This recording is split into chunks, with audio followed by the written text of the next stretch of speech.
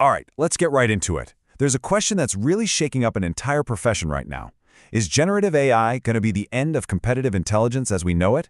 Or is it actually the start of a huge comeback, a renaissance? We're going to break it all down for you. So, what's the deal? Is AI about to make human experts totally obsolete? Or could it actually make them more powerful than ever before? That's really the heart of the matter here. To help us figure this out, we're leaning on the expertise of Fouad Benyoub. Now, this guy has been in the trenches of competitive intelligence for over 20 years, working in both Europe and North America. And his take is pretty clear. He says, look, the future isn't about replacement.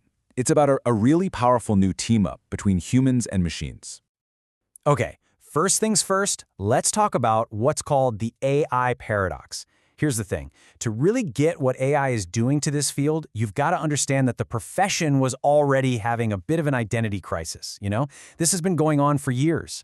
AI didn't start this fire, it just poured gasoline on it. And what's really fascinating is Fouad's point about, of all things, the words they use. He argues that the profession has kind of shot itself in the foot for decades with its own terminology. You hear words like monitoring, and it just sounds, well, passive, right? Like you're just watching screens. But the real work, it's incredibly strategic. Now, this identity crisis isn't the same everywhere. Turns out, how the job evolved really depends on where you are on the map, which brings us to our next section, two worlds, two very different approaches. And this lays out the two paths perfectly. Over in Europe, you often see these formal, centralized intelligence units. They report straight to the top, to the CEO. Sounds great, right? Very strategic. But it's also super vulnerable. A new CEO walks in, doesn't get it, and boom, the whole department is gone. Meanwhile, in North America, the approach is way more pragmatic. The role is spread out, embedded right inside departments like marketing or sales. But check this out. Here's the big paradox. Being part of the sales or marketing team means you get access to way bigger budgets. Awesome! But it often traps the analysts in a purely tactical support role. They spend all their time making sales battle cards or comparing prices. They're only using like 20 or 30% of what they're truly capable of strategically. What a waste, right?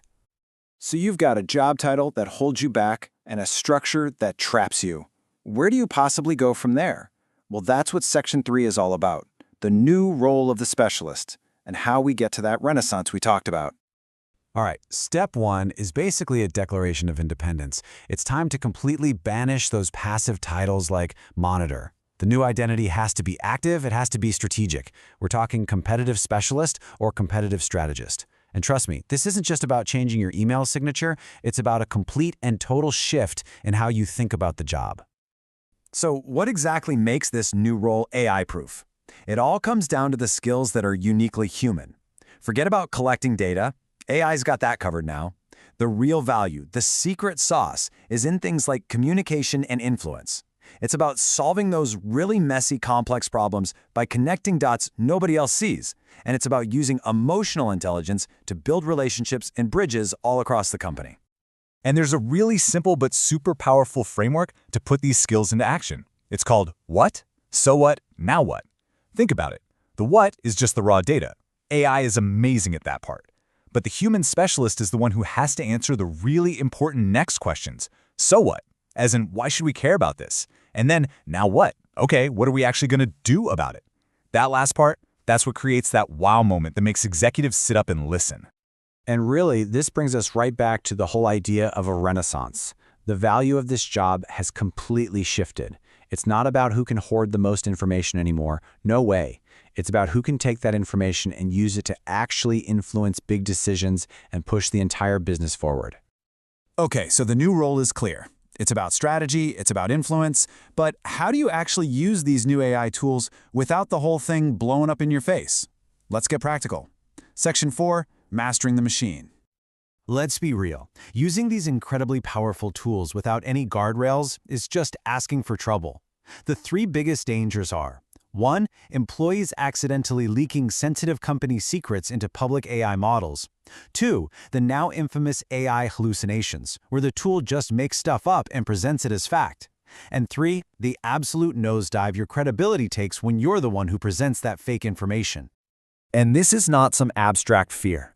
Fouad shares a true horror story that should scare anyone.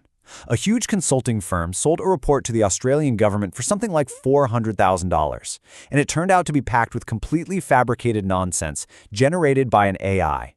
The damage to their reputation was just massive.